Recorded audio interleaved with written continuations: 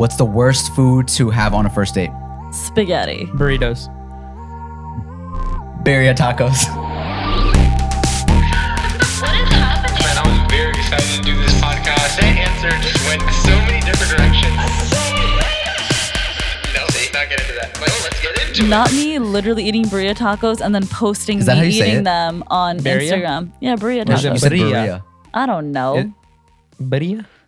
If that's unattractive to eat on a date, I post a picture on my timeline of Maybe it. that's why he said it. Well, Was it it's that just, unattractive? There's some good ass tacos. I think there's everything attractive to eating those. I'm just saying. The burrito ones? There's some good ass tacos. Some people actually find, well, like the Messy whole eaters? mukbang thing is like, why would people watch that? Because people like to watch other people eat sometimes. So if you're into that, which Isan seems to have some sort of a fetish there. If the lady's not afraid to eat, like get her grub on. I don't know what else to He tell you, man. appreciates it. Yeah. I mean, if Wait, you so could, again, Go ahead. eating burrito tacos is unattractive, sir? Let me know. I didn't say 'cause I didn't say unattractive. So what's the you said reason? the worst. The worst food. I think that like on a first date, like getting all messy and sloppy. I guess that just kind of breaks the ice. Yeah. So it Yeah. would be a good thing. But it would definitely be messy. I'm more of like I would do a safe option, What would this Well, say? yeah, about what him? is a safe option? like a something with chicken you can just like cut up with a fork and knife or something. Okay. I Like a nice hate steak being dinner. caught up stuck like cutting. I feel like that looks. It's just Well, like, you got to be a good cutter. Yeah, I'm for a good sure. cutter. Amber's not a good cutter. I can cut. Yeah. Okay. Well, Well, because my brother, we got to put a trigger warning at the beginning of this episode now. He switches hands every time he cuts. Yeah. So he's not. So he wouldn't go with like the fork and knife option. I would, because I'm just like, Like I'm like salmon. salt. You know, like Salt Bay. salmon.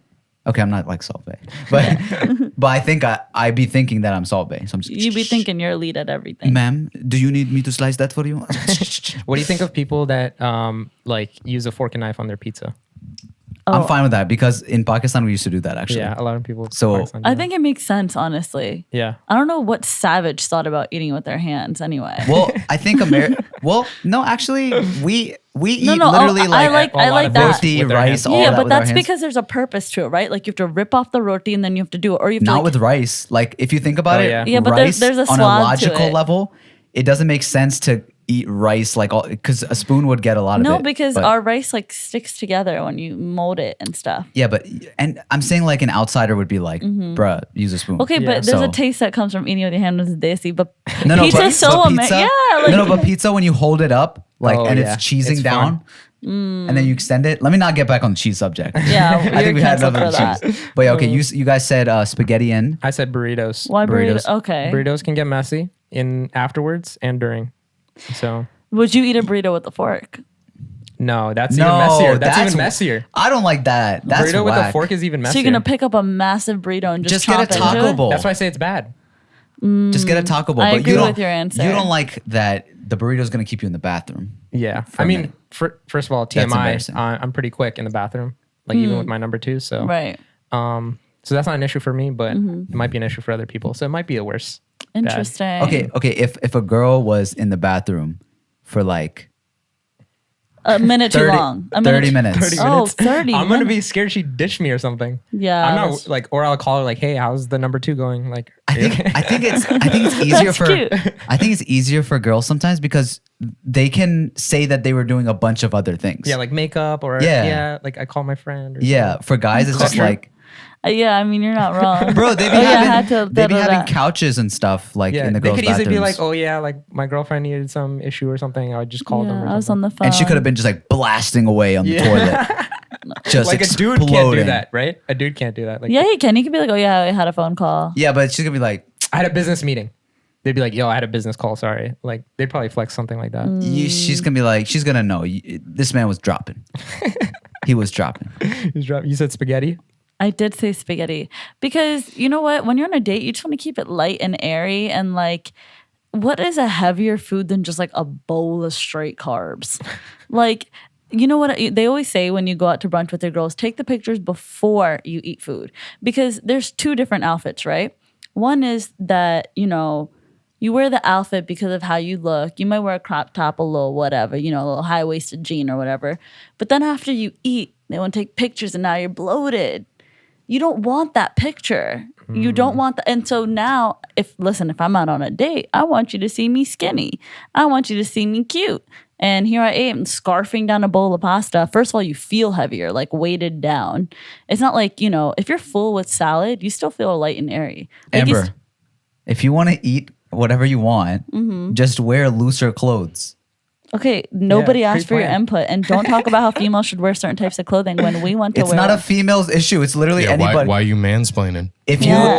you, I see dudes literally like unbutton a few buttons, On the date? like you're after they're done talking- eating. Okay, and you're Like, talking girls about could do the girls same thing. cannot do that. Girls can literally. Unbutton a few buttons. You think that girls can just do that? You could if your issue is you want to eat Whatever you want. whatever you want. You wanna eat there's something a light and solution. airy. You don't have to wear what I'm not criticizing what you're wearing. I'm Uh-huh. saying there's a solution there, which is just wear Right. something different. So when you plan for the before. If you do, are like, okay, let me plan for the after. That's great. You do that with your homegirls, right? You're like, okay, we're all about to be bloated, whatever.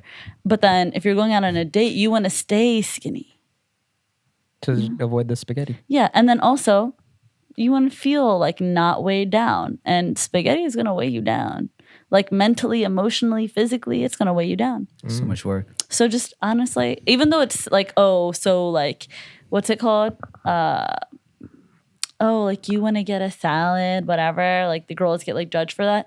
I enjoy my salads. Did they get judged? Yeah, girls get judged for getting salad. Like, Really? what are you gonna do? Get a salad? Like, yes, 100%. I see dudes judging other dudes for getting salads. I feel like girls get judged either way. Like it's like, damn, she be You eat eating a lot. or like, aren't you gonna eat something? Yeah, that's it. yeah. So what is it? With us, we're just like we don't even think about any of this stuff. Yeah. I'm gonna order what I want. I'm gonna eat what I want. Boom. That's it. Yep. It's got this good. Yes. Well, guys, thank you for tuning in to an episode of Strange Flavors. My name is Shimmer. For us, My name is Amber. And this is the strangest and greatest podcast in the game. This is also brought to you by Alif Theory. If you'd like to email us, send us an email at strangeflavorspodcast@gmail.com. Speaking of emails, we have a wonderful one. Ooh. we got one from Peter. Shout out Peter. Okay. He wrote a very nice long email. I just want to read the beginning section because it's funny. If you tune into the last episode, you'll know what this is about. But basically, we were talking about our near-death experiences, and Peter decided to rank them based off of what he found the most threatening to life. Right. Right. So he ranked number one. Wait, Amber. to keep it simple, mine was a car wreck. Shamir was almost getting run over by a bike, and Frost was cheese. Literal cheese. Choking on a mozzarella stick. Right. Number one, he put Amber with the car accident. Number two, he put Shamir with the near bike collision in New York. Right. Number three, he said literally anything else. Saying exactly what we're thinking. And four for us with the mozzarella cheese. I'm so glad that he sent this in. That's Peter, what we all thought. Peter, you're wrong. Frost was but I so love the rest of the adamant email. about how his was the boy. If you don't, So thank you for sending that in. And you're wrong. you're definitely that. right. Just kidding. Thank Yes. you. And if you're watching our beautiful sweaty faces on YouTube, It's getting hot in here. it's getting really hot. Be sure to leave a like and a comment and talk about our beautiful sweaty faces or anything or any topics. It's Leave them a down below. natural highlight. Yep. And speaking of YouTube, we got some exciting news. So we actually have a second channel now for Strange Flavors Clips. It'll make it a lot easier for us to organize and for you to receive notifications when either a full episode comes out or we know that some of you like the clips. So it's just the highlights of the main episodes. So if you'd like to help us out, just make sure to subscribe to the second channel, Strange Flavors Clips. It's linked below. That'll help us out a lot. So Yeah. And if you want to Yes. help us out in another way, Lol. another way. What is that other way, guys? You can come to Strange Flavors Town and open up a shop. For reals. Strange Flavors Towns includes our wonderful, amazing supporters, Bobber's Bagels, Cassie's Cupcakes, Airhaz Ices, Fariha's Apples, Aslam's Falafels. Free his apples. he did it on purpose this time. I was wondering if she's going to catch it. But yes, last time Amber thought I misspoke, You did. and I didn't. Look at you, She's saying misspeaking thanks. every episode. Yep, it's me. The proof is in the pudding. And yes, if you'd like to get our amazing merch, it's at Strange Flavors merch at strangeflavors.store. Yeah, and I haven't mentioned your cousin in a while, but tell him to buy our merch. Oh God, back Please with the don't. cousins. Yeah, on the Strange Flavors Town real quick, if you want to support this podcast with a small monthly donation, that's how you get a little town in Strange Flavors Town. Shop. Strange Flavors Shop. A shop in Strangefellows Town, not a town in Strangefellows Oh, Town. yeah, There's yeah. only one town here. Okay, so we just got back from a trip from Miami. Feeling good, feeling relaxed. Yeah. Not tanned, too tanned. You guys are looking a little bit more. tan? Yeah. You have a little something. Is it like a on. Miami tan though? It looks like you guys were in the sun. Like I- we just I- went outside and Yeah, put on yeah, yeah. football. Miami tan would be like, you know the SpongeBob episode where it's like the golden whatever the rankings where it's like the perfect one is that like golden brown and SpongeBob is trying to get to that. But then if you reach like the bleached one, nobody knows this episode? I don't remember. Frost stays That making one? references that we don't Usually get. I remember SpongeBob references. Dude, SpongeBob Yeah, I is know. like No, SpongeBob. SpongeBob references, I got you. That one I don't. Yeah. He was trying to get like super tan like the one guy, but then he couldn't do it. He surpassed it, I think. But no, it Did was. you guys use sunscreen? I used sunscreen for the first time on a trip. First time on a trip. I feel like you'll be the one person being like, "Oh, you guys wear sunscreen. You're weak." He's so you was definitely out said here. that to us before. Yeah. I feel like I could have gone without using it this time. Have you ever I was been just- burned before? Actually, I didn't use sunscreen this time because of Getting getting burned. I just heard that sunscreen you're apparently supposed to put on every day You are. Oh yeah. for like. Do you put that on every day? It's in my moisturizer. It's in your lotion yeah, and yeah. stuff? Okay. I didn't know that. Like, Yeah, I didn't know that they're like either. for aging and all this other Yeah. stuff. I was like, that's so weird. Like, I would have never thought that sunscreen. Also, Mm-hmm. sunscreen doesn't feel. I don't know. For you guys, it feels like I'm putting on something. You know, like lotion. It Yeah. kind of Oh, like, like it's You sticky. have to wear something Yeah. that's like super low in SPF and it's like inside your moisturizer. It's definitely not like the copper tone one that you just like get from Walmart. I call cap. That sucks. I call cap. I think the people who live the oldest. Well, I guess that doesn't have to do with Wait, age. what? Yeah, what? But who cares? Looking old. Who yeah, cares? It's about feeling how you feel on the inside. Yeah, I'm not gonna like. I don't need to rely on sunscreen. Well, didn't you?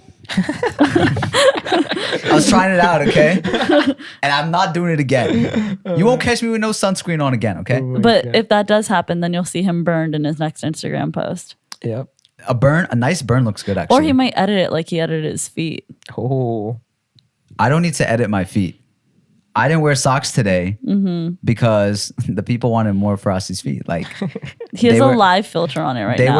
were A all feet on filter. Instagram blowing up my comments with Frosty the feet. Oh my god, Frosty the feet?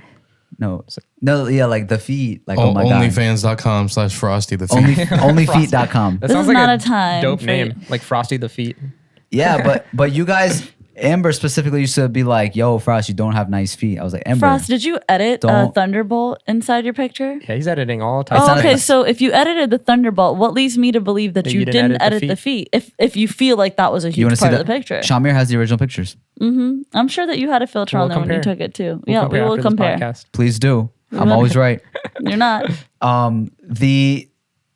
The trip was dope. We were really relaxed on it. We did it for our friend Emma, whose birthday it was back in January. But he'd been saying for a while, like, yo, I need a vacation. I need to get out of the house. Like, he had just been wanting to escape for a minute. So I gifted him a trip to Miami with another ticket that said, this gives you one exotic experience. And at first, everyone thought it was strippers, but Yeah, it wasn't. it wasn't. I'm not interested. He loves animals, right? Yeah. And so we planned out a safari for him to go on because there's like a really dope safari in West Palm Beach. in That's so Florida. him though. He like literally loves like National Yeah. Geographic and stuff. And he had a great time with it. But we actually got this Jeep for that day specifically. Very sick Jeep. Very sick Jeep. It's yellow. Isan, would you like to describe it? So, because we don't know cars, Yeah. we don't want to mess this up. Yeah, we don't know. Well, because I was clowning y'all earlier. Yeah. This No, is it's- this is by the way. Let's take a jab at Isan before he tries to come at us for the Jeep. I mean, this is it our was, it second was time a dope recording. Jeep. Not, I mean, it, like any other Jeep, lifted with big wheels, removable top. But that grill made it look savage. It Like, was like savage. monster Savage teeth. Grill. It was No, savage. It was a fire car. I was roasting him because this is our second time recording the intro because he forgot to hit record on the video the Yeah. first time. Yeah. And guys, we don't want to blame for Isan. He's usually killing it in the podcast, but this he- episode, he slipped you up can a flame little. him. You Dude, can flame him. Yeah. dude, it is In hot the as hell up in here. It is like 100 degrees. Like that one camera's overheating. The only reason we don't got the window open is because you have allergies. Actually, we could open it now because it's nighttime. You know, the Oh, pollinate. So okay. you want to do Well, that? after We'll this have to get that segment. After the segment. No, but we got the Jeep for the trip, right? Specifically for the safari, it would have been dope if we're in the Jeep, we're looking at the animals. It's gonna be a good ride. Like Right. it's gonna be a lot of fun. I had a concern that because it's a soft top, we might not be able to get into the Because safari. like animals might scratch through, monkeys might jump on, Rip it open, whatever. rip it open, eat us, have us for dinner. Cute. You never know what happens. Cannibalism. You're afraid of monkeys That's eating not you? cannibalism. If a monkey eats a human, that's basically cannibalism. That's basically. Amber really tried to make up for it real quick. That was a good try. Good Thank try. you. Good effort. Not all of us look like monkeys, Amber. Just you. So yeah, that was the concern. We had the Jeep for the day, so we were like, it's fine. Like we'll go through with it. If it doesn't happen, that's exactly what ended up happening. The lady at the front was like, "Listen, it's a soft top. You can't go through." And I was like, "Okay, well, So we all need that for nothing. Yeah. not for nothing because Well, we had we it the rest of rode the it day. It was afterwards, a lot but- of fun. But you booked it for the safari. Yeah. Like people. Yeah, but people were saying like, "Yo, it looks like you guys are going to Jurassic Park." And I could that have was kinda because I like the could have vibe. booked a hard top because I was thinking that, but this Jeep looked so sick that I was like, Yeah. who cares? It was Yeah. aggressive, the Jeep. Yeah, but we got the next best thing, which was one of their vans. It had their logo on it, so we were like able to, and we got it for free. Just finesse a little situation where we just made them give us one of Okay. their free vans, and so we had the logo on it, and we were able to like people thought that we were like work for them or whatever. So like we were just passing by people, Yeah, it's cutting like people it's off. a giant single file line going through the whole safari. And you guys just cutting people off. We're just cutting people off. Yep. Look out, we're gonna feed the animals. But at one point, there was a guy that was like, with his two daughters, they're like enjoying, they're looking around. He's in like a small little car, right? He's just stopped in the middle, like looking at the zebras or rhinos or whatever. And so I'm like, okay, let me pass him because we already saw this section. So I'm about to pass him. I'm cutting him off and he's not looking. And he's looking on the side, still looking at the animals. And the car's still going. Yeah, and and the guys, we're yelling frost, frost, frost. and there's a car in front of me, so I can't move. So the guy, he's still moving, and he rams me right in the back. Oh my God. a big boom. And we're in a big van, so like it gets scratched up, but his car had a huge dent in it. Yeah. And we And can't get out of the can't get car out, yeah. because there's animals everywhere. Yeah. So he's just in his car, like shaking his head, like going like, what? Yeah, taking pictures, and he's like aggressively following us, and then he passes us, Yeah. and he Oh my leaves. God. And then I was like, It's a okay. good thing you guys didn't take the Jeep then. Yeah. That's what it ended up being a little blessing in the curse, disguise. but yeah, but it was Well, honestly, with the Jeep, we would have ran over all the cars anyway, so wouldn't true. have We would have went over. Monster cars. He would have hit one of the tires. Yeah. But we saw him in the parking lot afterwards, and we were like, okay, I don't want to get in trouble in case like they say, Yeah. Hit and you run know, or anything. oh, you guys damaged our van or something. So I was like, let me catch up to him. We go, we see him, and he's like looking at us aggressively. And then I get out of the car, and I'm like, he's like, yo, man, what would you do? And then I was like, you hit me. And he was like, no, it's a safari. You're crazy. You're crazy. He was Italian. But is he actually upset? He was really upset. Yeah. Like his day was blown. Oh. Like he had a huge dent, and literally we had a little scratch. I wanted to I be would like, be pissed too. I wanted to be like, yo, it's okay, things happen. Like, I'm not pressing on it. I just need to take pictures because ours is a rental. And he goes, mine's a rental too. What are you doing, you stupid man? And I was That's like, literally the worst thing that can happen Yeah. with a rental car. hopefully he had insurance. Yeah. Like, I hope he did. But if he didn't, that's going to be a bad I mean, case to for be him. honest, like there was nothing Frost could do. Yeah, Like I mean, preemptively except not cut him off. not cut him off. But like, But we were all cutting each other We were all off, cutting each like, other. Everyone's doing it. Like It was Yeah. us, other trucks, yeah, their trucks. and other like Jeeps that had the Yeah. hard top. And he ran into us. So like, just the scumbags. we were yelling Frost for about a good 20 seconds, and he just kept going into the car, and we're like, this guy's not stopping. You should have been you yelling guys at the been Italian beeping? guy. You gotta start beeping at that point. my god. Well, I didn't even know like yeah, he he didn't was. even know what's going on because he Yeah. didn't have a good angle Right, to see it. So So- I was like, oh, he'll stop. Like it's That's fine. crazy. But yeah, that was a funny little thing that happened. Hopefully the dude's fine. Yeah. We ran into him a few times at like the walkthrough, The petting zoo. the petting zoo and stuff, and he was having a lot of fun. He was Yeah. like, playing around with the llamas and the sheep And and we whatever. felt And- good, but it was just funny to see him. but then he would like catch us on the corner of his eye and he'd be like, it'd be like one of those Indian dramas where he's like, doom, doom, doom.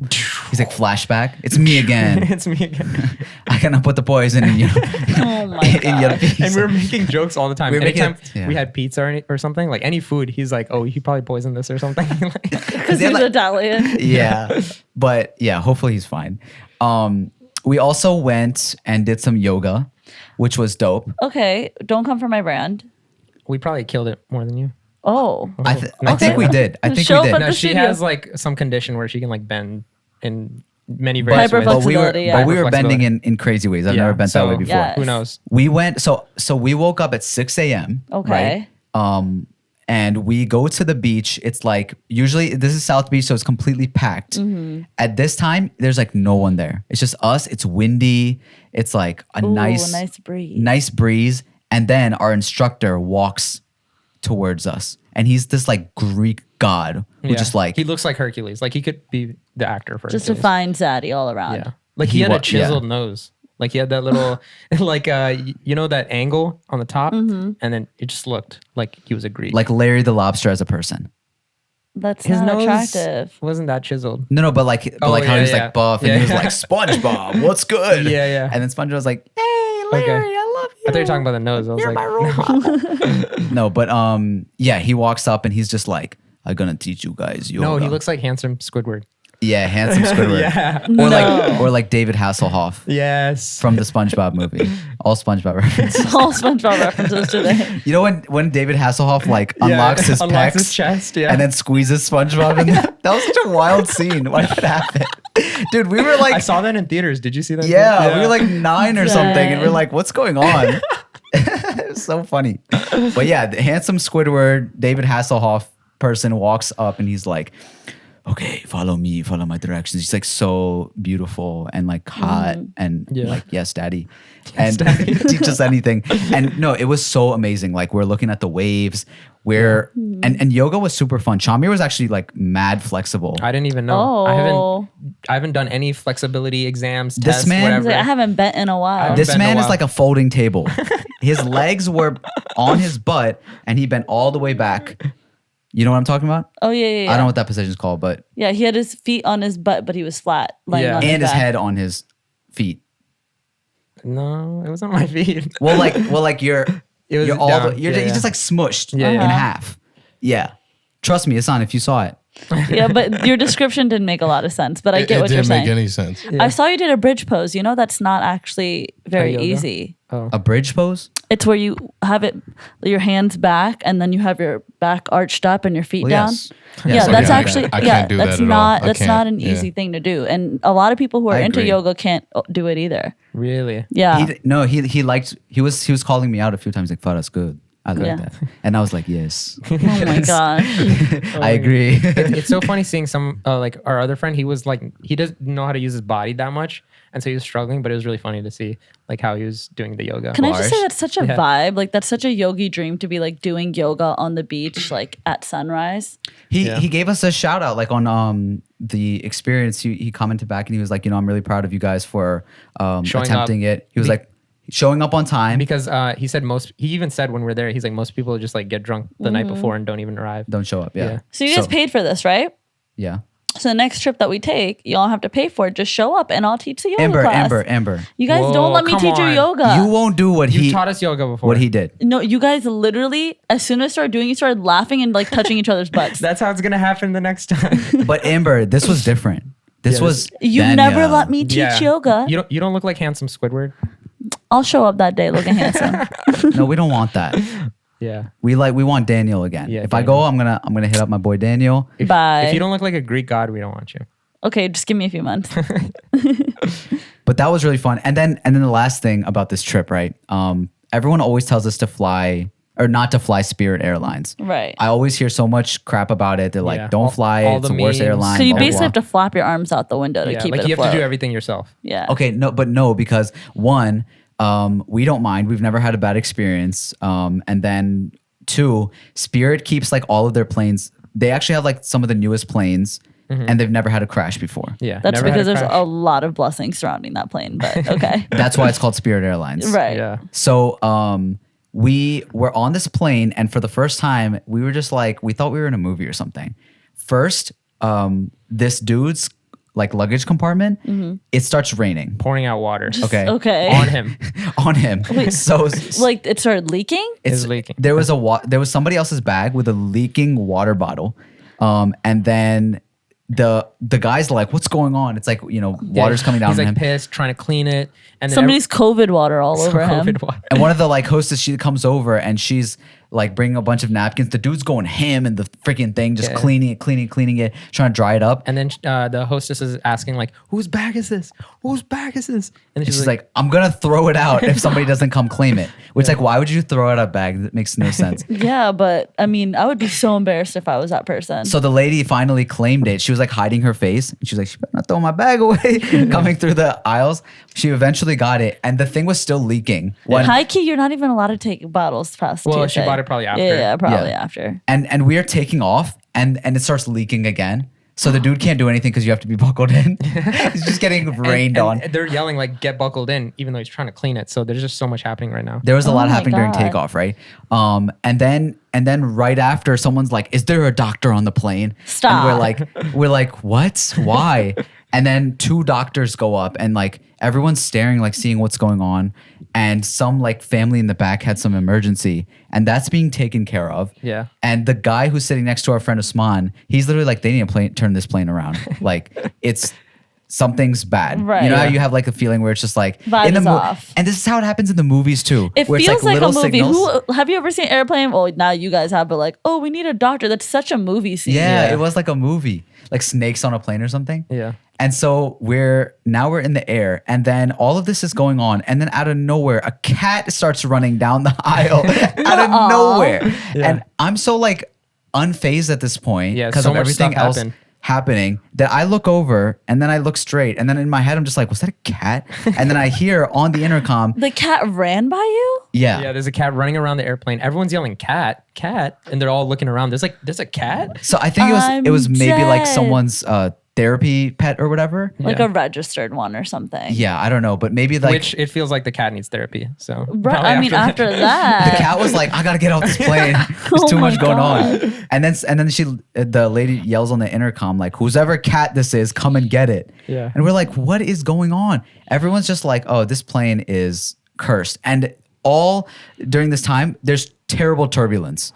Like it's just I can't. the plane is rocking, people are getting scared, and also we're thinking like, okay, if things go like down south, we are the most hated people on the plane, like, our friends. Why? Because right before we took off, we were airdropping the Random whole pictures. plane, random pictures from our trip, Yeah. and like nasty pictures, like us making faces, all that stuff. And like, I don't know Pictures why of yourself? yeah, we Yeah. put ourselves to so like, you would know. Yeah, well, Ahmed wasn't, but then Faraf and I started doing it. Oh my God. Well, I sent a picture of Why? Emma. You guys are literally middle schoolers who like little middle school kids who find this stuff funny. so funny. But we heard on the plane like, whoever's sending airdrops, like stop, you're Cut not that funny. shit out. Yeah, and then we were like laughing about it because it's hilarious. And then she's like, they're giggling now, blah blah blah. And then I think she was trying to explain it to the lady next to her, like she was older, and she was like telling her, like, there, like some young kids like airdropping stuff, and the lady was just like, oh my, I was oh my. I was just thinking, like, imagine she's trying to text or call her like family, like an emergency,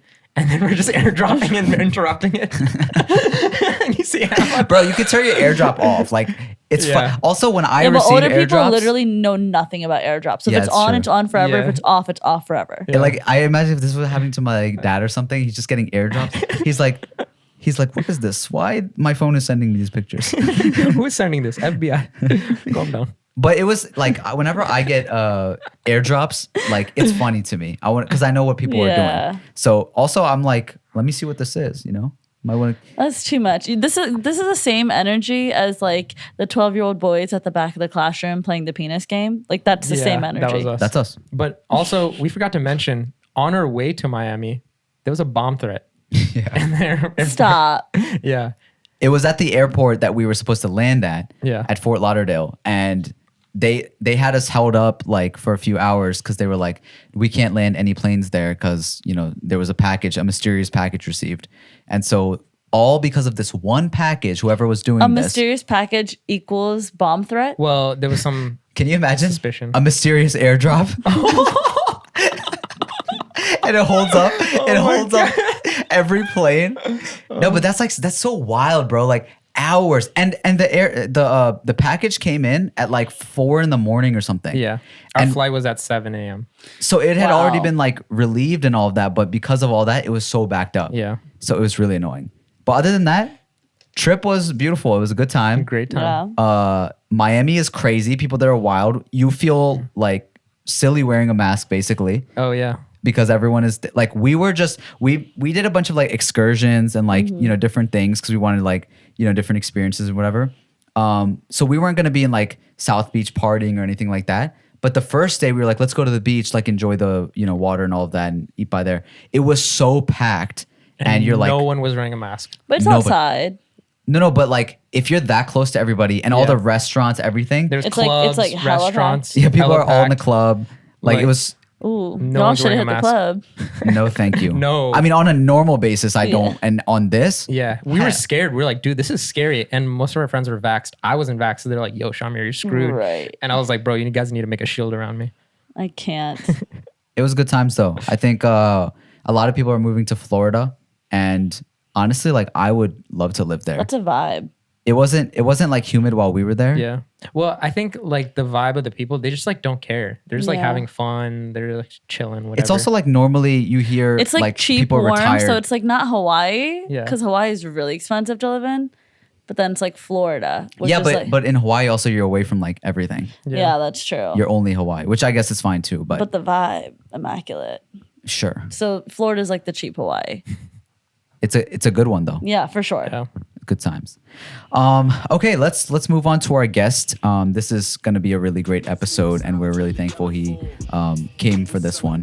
So our stranger this week calls himself the Muslim D.O.N. He's a rapper, trapper, author, paper chaser, and Philly legend. Ooh. He's here to drop lots of gems and has a new album and documentary coming out soon. So you don't want to miss this very raw and unapologetic episode. Please welcome our guest, Tone Trump.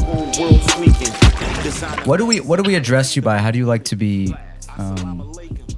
called? You can call me Tone. You can call me sir, brother. It doesn't matter.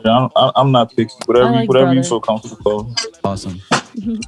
Where does Tone Trump come from? What's the origin of that? Origin of the name, or me as a human, as a person. Yeah, like why? The name, stage name. Yeah, why do you address yourself as Tone Trump? Well, the Tone comes from my government name. My birth name was Tony, and that's something short that people call Tony is Tone.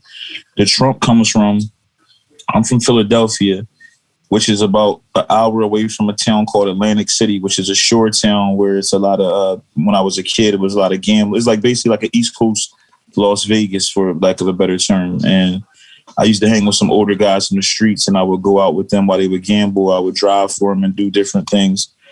And Donald Trump basically owned most of Atlantic City, the Trump Plaza, the Trump did. It was just filled with the Trump stuff. And to make a long story short, the guys I was hanging with was, connected to the casinos and different things. And that was one of the names they used to call me. They used to call me Little Trump. So when I started to rap, I needed a rap name. My first rap name was Tone Capone. Because of licensing, I couldn't use that because of another rapper who called himself Capone. So I only had one nickname growing up, which was the Little Trump name that the OGs had gave me. So I just put the Tone from my first name with Trump, and that's how you got it. Does after Trump's presidency, does that affect the branding of your name at all? I guess, I don't know if affect is the right word, but it definitely, it brought up some things. It brought up some issues. But for me, it was just always small to me. Like when you grew up like I grew up, when you're born black in America, and excuse my language for the way I'm gonna say this, but you really don't give a fuck about what people think or say. So the honest way I can answer the question, whatever noise was surrounded around my name, I just didn't really care. I didn't put a lot of stock into it. I'm working hard to rebuild my neighborhood and save the youth. So the last thing I care about is if people are offended by my name. I'm black in America. People are offended by my existence. So, the name thing just is like minute to me. So it got me some interviews. It got me some press. It got, some questions like you just asked, you know what I mean? But for me, it's like, I never put too much into it. I just didn't think it was that big of a deal.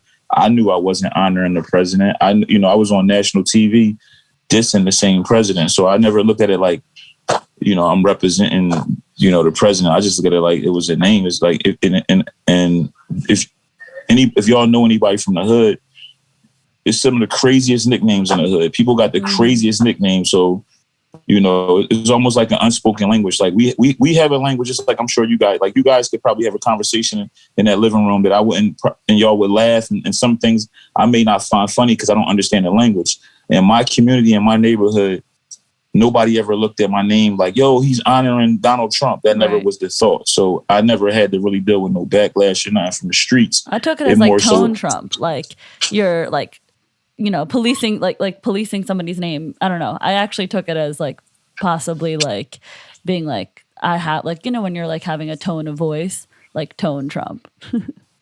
So yeah. See, but that's perfect to what I was saying. Like when we from different worlds and different languages, we see like perception is reality to us, but at the same time, our perceptions are all different. You know what I'm saying? Like when you heard my name, what you heard, the person next to you may have heard something different, or the person near me may have heard something different. So I'm just used to it all. I don't take anything personal. Like that's why I believe that's one of the reasons why I'm successful. I don't take anything personal. Like, so even if somebody is offended by it, I'm not that worried. If somebody loves it, I'm not that worried. I just do the work and handle my business. But that's the origin of the name right there. That's the quickest way I can explain it. Yeah. Nice. We're very late to the game. We actually just got hip to you from Ihsan.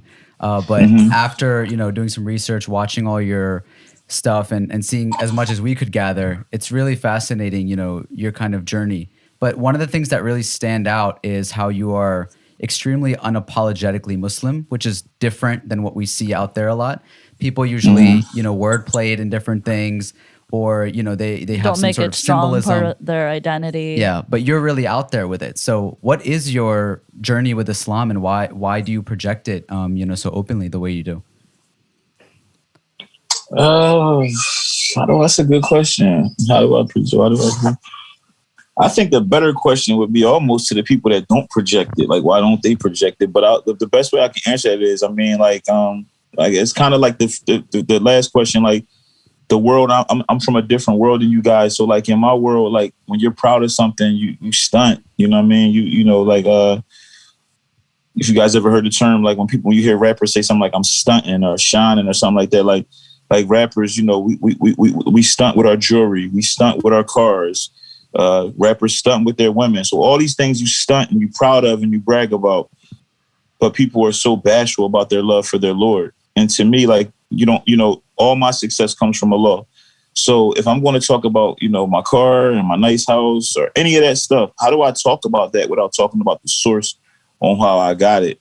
I mean, I guess that's kind of how I want to answer it, because to be perfectly honest with you, I don't really have an answer for that, because my life and the things you're seeing from me, I didn't wake up one day and was like, all right, starting this week, I'm going to be unapologetically Muslim and I'm going to market it like this. This wasn't, I'd be lying if I said this was like some well thought out marketing plan. I'm just living in my purpose, living my journey. I pray every day. I ask God to guide me, and that's kind of how it is. I just don't want to make it seem like, I'm unapologetically Muslim because of this or that, because I'm just living my life and my truth. And I come from a street background, and one is this in the streets. It's a different level of just integrity than in a lot of these other worlds I get into, like music, and even like being a Muslim in the public eye. There's a business to being a Muslim in the public eye, which you guys know, whether you're an influencer or even if you're a scholar, a student of knowledge, or any of those things, there's business behind all of this stuff. So as I grow in these businesses, I realize that there's a lot of similarities in this world that are in the same worlds I come from, the streets and music world too. A lot of the bad things and the ills about it. So I'm just walking my truth and walking my journey. And when you, the other part of the question is my journey with Islam is just, that's just, I don't even know how to answer that pretty fast, because that's just like such a long story. But what I will say is, a lot of times people say, when did you convert to Islam? I like to tell people that I feel like everybody reverts to Islam. I feel like everybody is born Muslim, and then sometimes your parents will take you on different journeys. Whether your mom may be one religion, your dad may be another religion, but when the Lord chooses you to be Muslim and He calls you out, like, because I get that a lot from non-African Americans, and I do a lot of touring, and one of the first 5 questions everywhere I go in the world, people say something like, well, well, how did you become Muslim? You know what I'm saying? And I just always tell people, only Allah can choose who can be Muslim. So You that's my said best message for them. non-African Americans? Non-African Americans. Yeah, like I don't get that. Like I've never had an African American probably say to me like, when did you become Muslim or something. Like when did you convert? I've never had like, and if I did, it was very far and few between. Normally when I'm asked that question, it's either somebody from Arab descent or, like somebody from, like Desi or something like that. They'll say, and they don't say it like in a mean way or a rude way. They're just curious. Yeah. But the underlining thing to that is what makes you assume that every black person is like became Muslim or something like that. It's almost like not you guys personally, but it's almost like people don't believe, the masses don't believe. Like right now where I live at, we're talking about third, fourth generation Muslims now. So when people are like, hey, when did you become Muslim? There's like, like for my children are born Muslim, but they'll get asked that too, just because they're black, and that's just how it goes. But some people are sensitive about it. I'm not sensitive. I used to be sensitive about it because I used to feel like it was a little underlying racism to it. But I just grown to get tougher skin, and I just, rock with it. So yeah, but that's a question that like, if an Arab person walks in the room, I can guarantee you nobody's going to say, hey, bro, when did you become Muslim? People will just assume that they were born Muslim because they're of Arab descent. But a black man comes in with a thobe and a kufi on, you can guarantee somebody's going to say, oh, man, it's beautiful. Even people that are saying it in a nice way, they're still going to ask something to the effect of when did you became Muslim. Well, I want to ask you with that, how do you deal with people who, question your approach, whether it be, relaying a message through music or the way that you carry yourself, the way that you speak, anything like that, especially when it is non-African Americans that ask these questions. What is your response usually? There's a balance to it because I'm still human. So it's a part of me sometimes that wants to answer in a way that's not so nice, but I'm also in the public eye.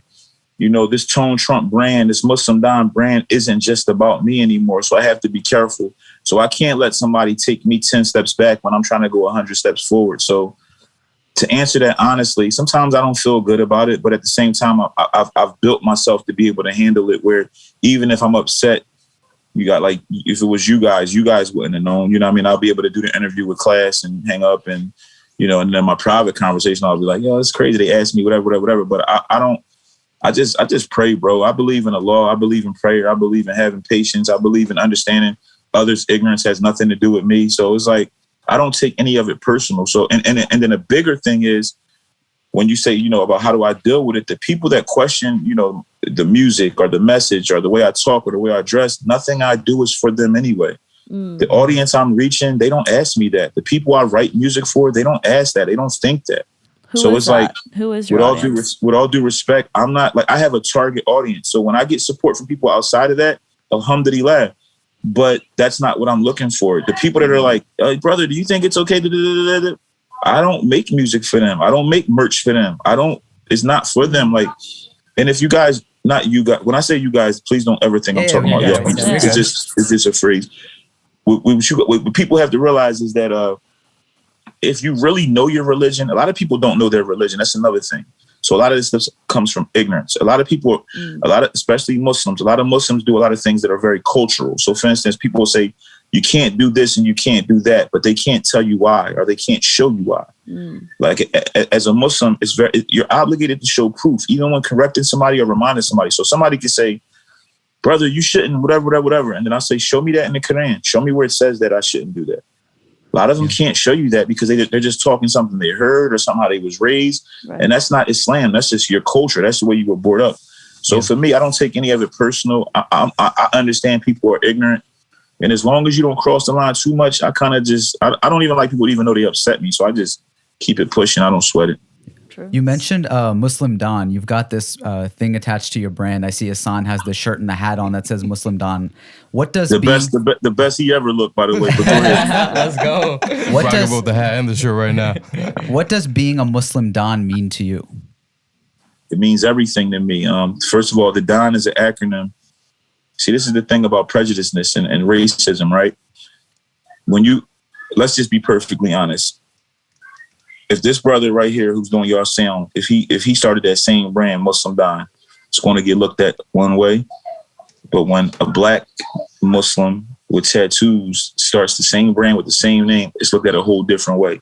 So the first thing I went up against is, well, what's a Muslim Don? Is that some type of gangster? Ooh. So the acronym for the Don and Muslim Don is Deen over negativity. And it's just us, me taking brothers who come from similar, brothers and sisters who come from similar backgrounds, similar walks of life as me, and just having them on the path of, following, the Sunnah. One of the things I say is don't follow me, follow the Sunnah, because I'm flawed. I'm human. So it's like, I don't want people saying, man, I want to be just like you, big bro. No, don't be just like me.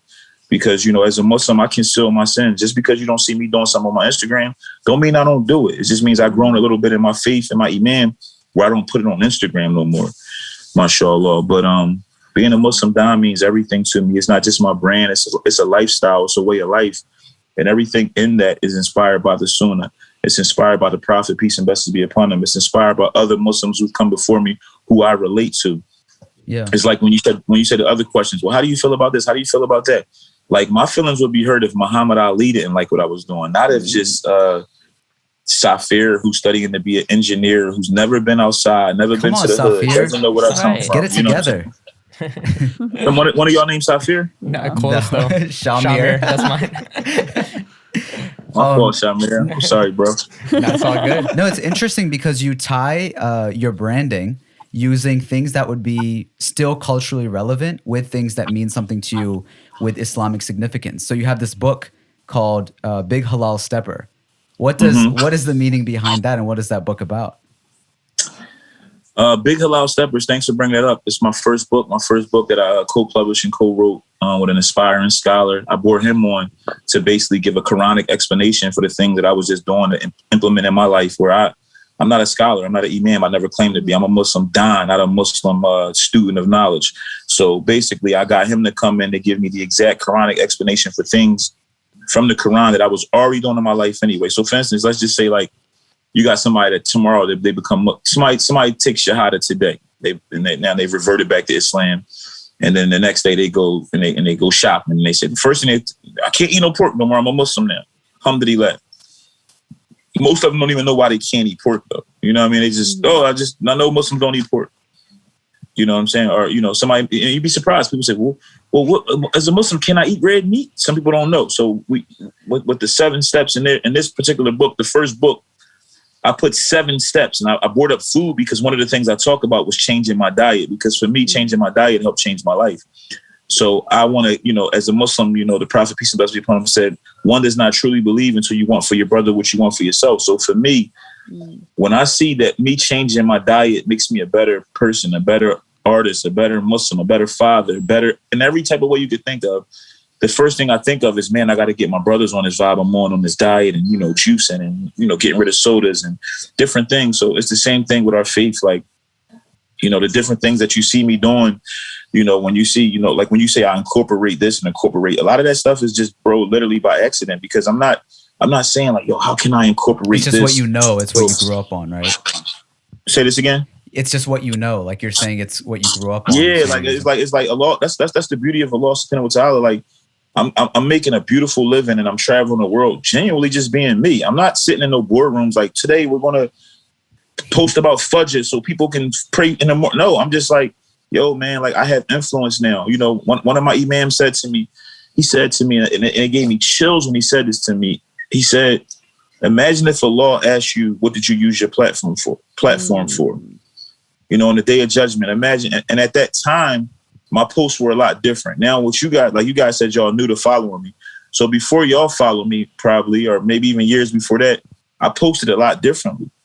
So, people seeing the growth and see, it was people back then when I was posting stuff I had no business posting, who would constantly tell me, bro, you're supposed to be Muslim, and all that kind of stuff. And, I had to grow on my own. My iman has to grow, which is my faith. My maturity as a man had to grow. My maturity as a Don.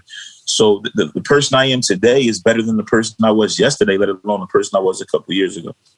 Yeah, that's really incredible that you're working on your own journey along the way. I think it's also really cool. Let me interject this real quick too before I forget. And when you talk about people that criticize like the way I do what I do, right? Yeah. I just told y'all I've become like a voice of others who relate to me, right? Mm-hmm. Before me, who did those people have to relate to? You know what I'm saying? Like, Right. why is it fair for them not to have somebody that they can identify with?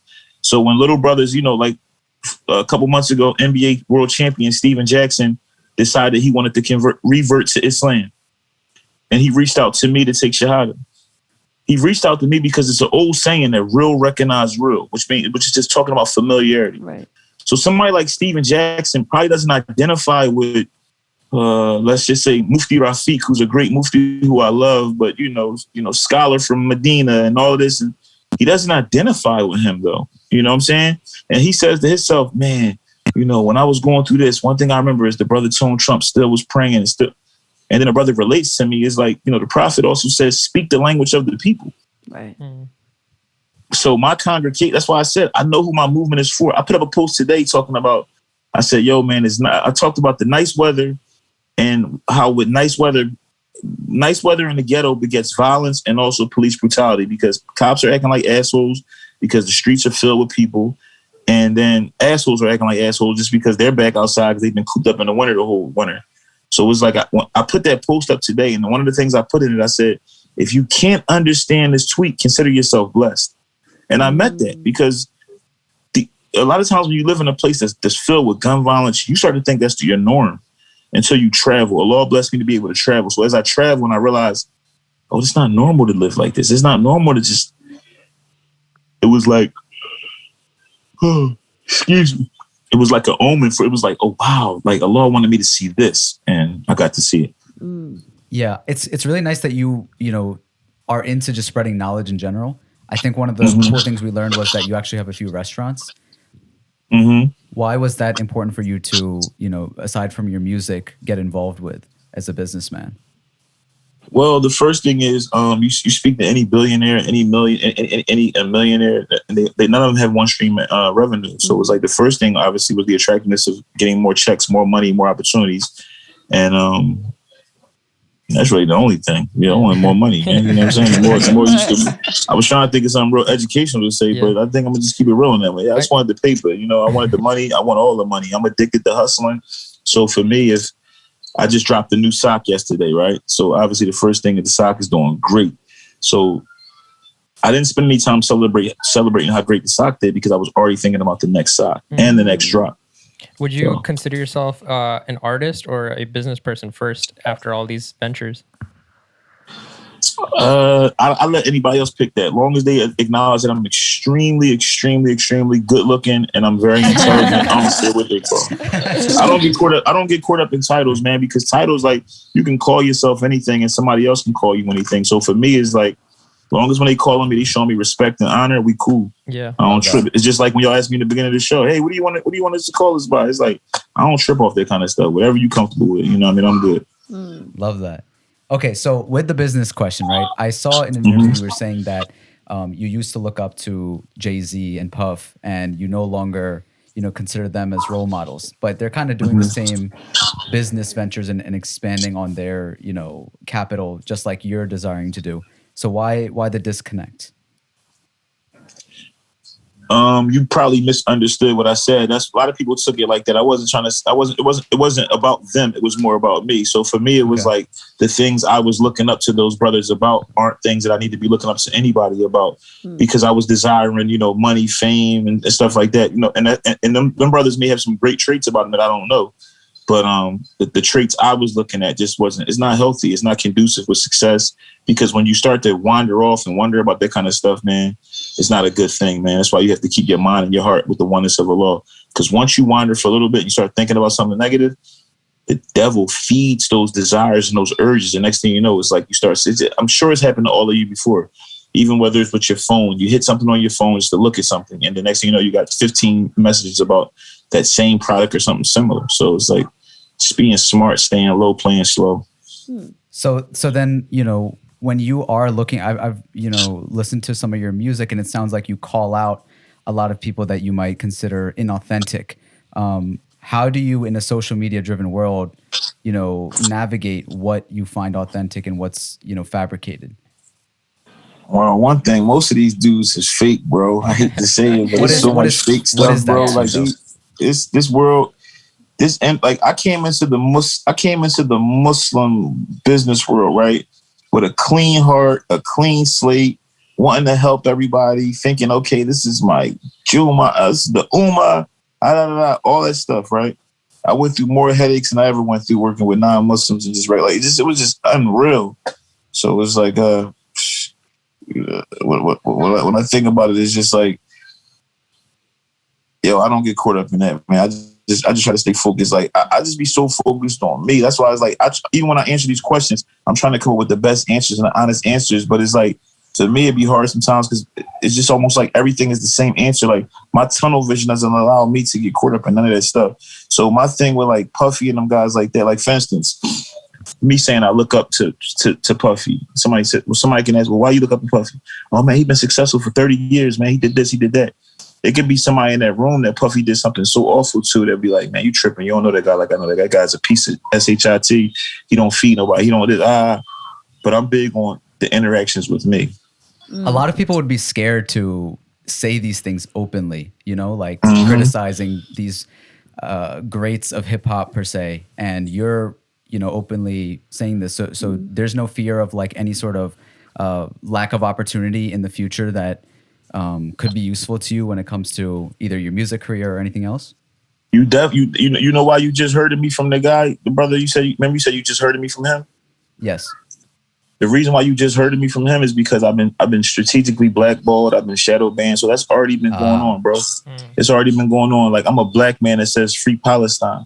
I've said it on Fox. You know what I mean? So it's like they strategically. Wait, you said it on Fox? What? I said it on Fox, and that's unheard of. What happened? Did they kick you off? And guess what? You know the irony of it, right? The same people that I fight for and lose opportunities for are the same people who criticize the things you talk about me. Those are the same people who make fake pages to try to pick me apart. So it's like it's the toughest situation to be in, man. You fighting for people who fight you almost, like, you know what I mean? But I can't not do it because even though there's a few bad apples, there also are some good people who benefit from, the good work. Well, we spoke a lot about your success, and I think one about your really memorable moments possibly was that you made an appearance in Creed, actually with my husband, Michael B. Jordan. I'm just kidding. But there was a scene where he knocked you out. How was that whole experience? Oh, slow down. We mean he knocked me out. Did you see me fall? He swung at Michael B. Jordan swung at you. What was it like? In the movie. That sound better. He swung at me. That's better than knock me. Well, you know what's funny, man? I got a when you as confident in yourself as me, right? Some people may say arrogant or cocky. I like to say confidence. Mm-hmm. People want to see you fall. I've won a lot, especially at home in Philadelphia. So in Philadelphia, people have watched me win. People, when you win in front of people for a long time, they want to see you lose. So I think for some people, just the fact, even though it was a movie, just seeing like Michael B. Jordan punching me made so many people happy. Like finally, somebody shuts this guy up. Somebody finally beats the big tough guy up. But for me, it was just like, it was a beautiful time. For one, from a branding standpoint, I portrayed myself in a movie. So somebody like you who in a million years may never click on the Tone Trump interview or video or page or song, guess what? You're in the movies with your husband. You see it. That's branding for that. For two, I made a crazy amount of money for that little short appearance. There we go. Right. Like, you know what I mean? So let's get back to the success thing. So it was like when people would tease me, people would tease my kids and everything about it. Like really? People were acting like I really got into a fight with Michael B. Jordan. That's because I've just been winning for so long that it was something they thought they can like pick at us about. But I never understood. That's a win all around. If anything, I would like to take that spot in the movie. Punch me, knock me out. We rewatched it and we were all like, okay, you're actually a really, really good actor. Like, really good actor. Most people that are. Listen, when you see me in this next movie, then you can. I'm not taking. I take the credit, but the thing about Creed was right. I played myself in Creed, and to the point where like I changed the script and everything. Like they had me saying some whole corny stuff, so we did like 3 takes, and then the director, who's amazing, his name Ryan Coogler. He did Black Panther movie. Yeah, he did. He's amazing. But long story short. So he pulls me to the side and was like, yo, what would you really say in this situation? So I told him, I said, well, the most disrespectful thing when you beefing with somebody is to disrespect their dead homies or their dead relatives. So that's where send you a VIP pass to see your pop. That's where that came from. And then everything that everybody liked from my scene was I put all of that in there because they had me doing some corny shit that I was supposed to say. Like That was very believable. I was supposed to basically get into a fight with him. He was supposed to punch me because I said something about Rocky. I was supposed to say something like, yo, your white daddy Rocky. And I was just like, yo, in Philly, we would never say that. Because one thing about Philly, we not into the racism stuff. It's a melting pot. So like you could be, if you black, you grew up with somebody Cambodian, or you know what I mean? Like if you Catholic, you know a bunch of Muslims. Like Philly is small. So we all kind of know each other, love each other, or hate each other, whatever it may be. But yeah, man, that was a dream come true, man. And not only did I, I got my whole crew paid. Like when you watch the movie, all the people behind me, they had a bunch of extras. And I when I saw on the script, it said Tone and his crew. I'm like, yo, who y'all got playing my crew? And he was like, oh, God, whatever. I said, listen, put my crew in there. Let's make it more realistic. That's amazing. I got, that goes back to wanting for your brother what you want for yourself. So I got my brothers all in the movie too. I got a bunch of people in that movie, like throughout the movie, different little parts. So, I'm proud of it. That's amazing. That's awesome. Good on you. That's really cool. We know you have an album / documentary coming out. Did you want to speak on that a little bit, what we can expect?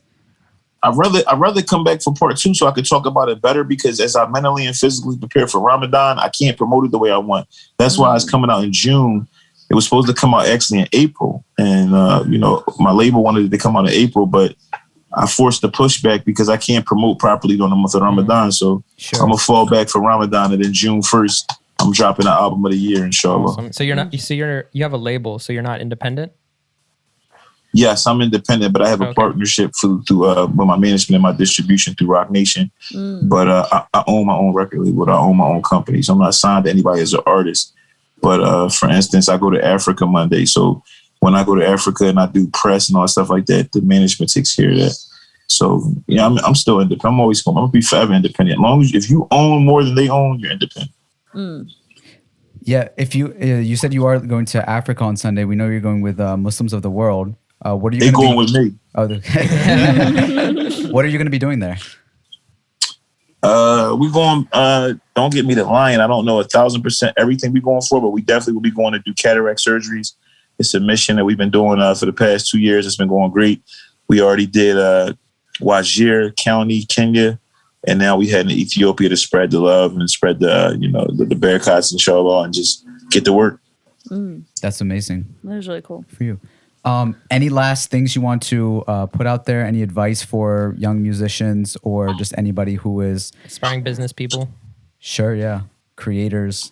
The first thing I want to say is I want to thank you guys for your patience. I know we had a rough start, getting everything ordered technical wise. Oh, thank you as well. I thank all of you guys. I even thank the sister, even though she was a little aggressive in the beginning. Amber's a sweetheart. Yeah. Shout out to Amber, man. I appreciate you guys for giving me an opportunity to speak to your audience about things that are very dear to my heart. I just want everybody that that's listening. I want to talk to the non-African Americans, the non-Black people, real quick. I just want y'all to open up your hearts and your minds and your eyes this Ramadan and realize you got some great brothers and sisters who may be darker than you, but they love you. And the only time they meet resistance is when they realize they're not being loved back. And that's not saying there's no bad apples in the ocean, 'cause I'm sure it is, but we'll get rid of them. But in the meantime, we got to come together. We got to stick together. We got to be more about each other. We got to be more about unity. People say all the time, one ummah has become almost like all lives matter. People say it, but don't mean it. And I want us to get back to meaning it, show each other the proper love, respect, and honor. And that goes for all of us. And if we do that, man, we're going to be unstoppable. Inshallah. Thank you for saying that. I'm really sad that you did have to say that. Hopefully we can get better about saying things like that instead of you having to do it. Let me tell you something, brother. Allah just put this on my heart to say this to you guys. Yeah. You guys got a nice podcast. I love how you're trying to do it so organized and stuff like that. If you guys want to stand out, and I want y'all to quote me on this. If you guys want to win, if you guys want to thrive, I want you guys to get together one day and watch all the so-called Muslim podcasts, right? Just watch a couple of the ones that are more successful and watch how everybody dances around all the stuff they should really be talking about. And I'm letting y'all know now, I'm going to give y'all a warning. I'm thinking about doing a podcast. And if I do, I'm going to be number one. I'm going to beat you guys and everybody else. But I'm giving y'all a head start. Be bold and be brave. As a Muslim, are you guys even Muslim? I'm going to talk about this Muslim talk. You guys Muslim? Yeah. I'm going to be right. Good. We do happen to be bold, be brave. We do happen to Only be fear Muslim. Allah. Talk about the it. things that nobody else is going to talk about. Like I said to you guys earlier, I do 10 of these interviews a day. You guys came a little better than most people, but most of the time I get asked the same stuff. Oh, why nobody asking a black Muslim, how do you deal with not being accepted by whoever? Well, we asked that one, but yeah. And I'm not criticizing y'all personally. I'm just saying no one asks this kind of stuff. For sure. I think that's important. And you know why? Because, and once again, this is not personal to y'all, but because we have this status quo and we have this, it goes back to what you guys were saying. Well, how do you feel about when people say, you may not look or dress or sound like the average Muslim? What is the average Muslim? Like, what are we based that on? Saudi Arabia? You know what I mean? Like, because I've been to Mecca, I've been to Umrah, and guess what? There's a lot of Indonesian Muslims out there that don't look like the typical Muslim. That's true. But they don't. But you know what? They don't compare them to blacks and gangsters in the streets. So they'll swipe them under the rug as something else, but they're still getting swiped under. So when people are like, even when you go to ask somebody like me, like I gave you guys a little game earlier when I said, people go right to a black Muslim and the first thing is, oh, when did you become Muslim? What do you mean when? Maybe that person's grandparents, maybe that person's great. Like I said, we live in, this is 2021. You got to think Malcolm X and them guys were Muslims in the 70s. That means it's 5 generations of black Muslims now who were born Muslim, just like you guys who have, my sons are in the other room. My sons, Abdul Jalil, Aleem Samir, Talib, these kids are born Muslims. My children speak Arabic. My children recite Quran. Hey, more than most of my Arab friends' kids, to be perfectly honest with you too. Yo, black Muslims have been here since before the country was even a thing. Yeah, a lot of people don't realize that. Well, they don't realize that, but even more. And that's not my mission. I ain't fighting for that. But what I'm saying is, I just want, I normally don't do this. I would have just got off the phone with y'all, but something in my heart said, share this with them, because if one of y'all takes that and decides to do, because in order for the Ummah to change, it's not going to come from one of the people that are being oppressed. It's going to come from somebody that looks like the oppressors. And I'm not saying you guys are oppressors, but it's going to come from somebody that looks like, let's say majority, looks like the majority, to have some real compassion for the minority. Because it's like when people go on my comments and say stuff about my tattoos, right? I'm built like that. They don't hurt the dime. But it's other people that get hurt by that stuff, and you run them away from the fold of Islam. Facts. And imagine having to answer to a law for that. Imagine a law saying to you, why weren't you nicer to that Haitian Muslim or that African Muslim or that whatever it may be? When I go to Africa, I was in a third world country, Wajir, Kenya. These children had, they had nothing these kids didn't know Wi-Fi, didn't know LeBron, didn't know Rihanna. They don't know any of that. They all knew Quran. They all knew when that Adon got called to hit that water and make wudu. They all knew their deen. And guess what? The second they become to America, somebody would look them right in their face and say, well, when did you become Muslim, brother? Oh, you're Muslim. Oh, you're like a real Muslim, not knowing this person has been a Hafiz since he was 6 or something like that. You know what I mean? And a lot of people are Muslim in just in name or just in heritage and all stuff like that. Because, like I said, when people say, you don't look like the typical Muslim, who does? Right. Mufti Mink, is that the typical Muslim? You know what I'm saying? Because let's be honest, we're not all going to dress around all day. We're not going to all wear all white all day with the, you know what I mean? We're not going to do that. Like, there is no typical Muslim. Right. There is no wait. Like when if we was to follow the Sunnah, like people say the Sunnah, the Prophet, peace and blessings be upon him, say the man should trim the mustache and keep the beard. You know how many imams, scholars, sheikhs don't have their beard, but nobody won't say that to them because they're already perceived as what? Righteous and good and whatever. So it's like Mufti Mink. Mufti Mink could probably get away, and I don't mean to pick on him. I'll use another Mufti. Mufti Rafiq is my personal friend. Mufti Rafiq can do. He put up a post the other day playing football with the kids from his Jumat. I thought it was a beautiful video. And guess what'll happen with Muslims on Instagram? Somebody will still find a way to make that a bad video. Right. I think you made a really good point. The imam shouldn't have them playing in the streets. They should be on the sidewalk. It's like, that's what you took from that video. That negative spirit of the ummah, that don't come from Allah. That comes from shaitan. We all have to remove that. I'm guilty of it. Y'all guilty of it. All in different ways. So we all got to remove that. And I wish you guys nothing but success. May Allah bless you all. And we're gonna do a part 2, and on part 2, I'm gonna have all types of headsets and audio for that sister over there, so she be No, we like this because this was so raw. This is and authentic. thank you for all the gems at the end. We truly appreciate it, and we will take that wholeheartedly. That challenge you gave us. For sure. We are. I think if you guys do that, man, if you guys want true greatness, man, true greatness is going where other people won't go. That's why if you look at all our greats, it's something about them. When you hear their story, the one similarity in all their story is struggle. So it's like, I don't care if it's like the greatest athlete, the greatest actor, the greatest doctor, the greatest chef, whatever that person is. If you ask them, hey man, when did things turn around for you?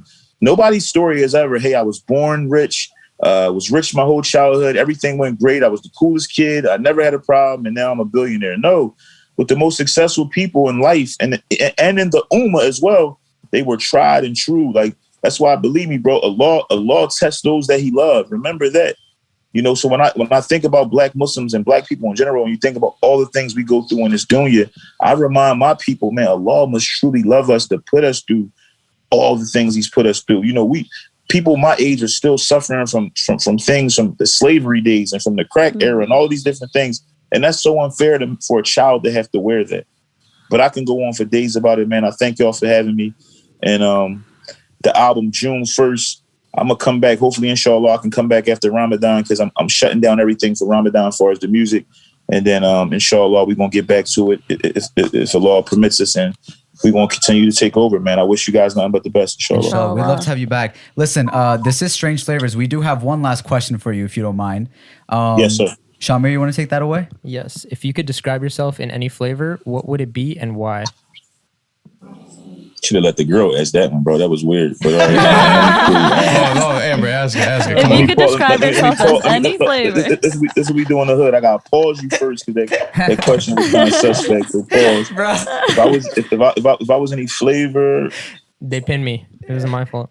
If I was a flavor, man, this gonna sound weird, man, but being a dime, I gotta come up with something creative. I was a flavor, I would be black seed because black seed is just okay. It's just the best, you know what I mean? It's the cure for everything but death. It's the sunnah. It's in everybody's house. It's relevant. It's strong. It's cool. It's me. You know what I'm saying? I'm all the things. I'm relevant. I'm strong. I'm cool. I'm pretty. I'm black seed. Nice. Yes, sir. Tone Trump, the Black Seed, the Muslim D.O.N. We love it. Thank you for coming on here again. Thank you so much. We really appreciate it. And Tone Trump, the Black Seed, the Muslim D.O.N, the top the greatest to ever do it ever. Ooh. Make sure everybody listening, it's freestyle. After y'all done listening to this great podcast, support everything they doing and make sure y'all go hit the link in my bio so y'all can get some merch. It's the reason why my man right there is the best dressed on this podcast right now because he went and got some of that merch. Let's go get some of that merch. I got a bunch of new stuff. I'm dropping. It's something for everybody. No matter if the Muslim D.O.N thing's a little too bold for you, we got different collections. We got a bunch of great stuff. And everything I do it for the Ummah. I don't do it for the Black Muslims. I do it for the Ummah. So I love my people. You will never interview nobody that loves being Muslim and love Muslims more than me. So I wish you guys nothing but success. Thank you. All Tone Trump links in the description below. Thank you, everybody, for listening to another episode of Strange Flavors. It's been another week. Another flavor. A little less stranger. We'll talk to you next time. Had a convo with my son, we only 3, but he's so smart. Told him only fear law and stay away from all these marks. Walking through the vibe, I got Versace on.